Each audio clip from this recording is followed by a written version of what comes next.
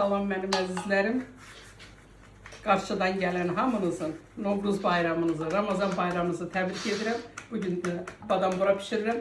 Badambura hazırlayıram. Badamburaya mən 3 kilo unun reseptini götürdüm. 3 kilo una 1 litr süt əlavə edirəm. 300 milli ərimiş yağ əlavə elədim. Duz, 1 çay qaşığı, 3 xörək qaşığı da peso əlavə edirəm. Çay qaşığı da quru may əlavə edirəm. 3 dənə də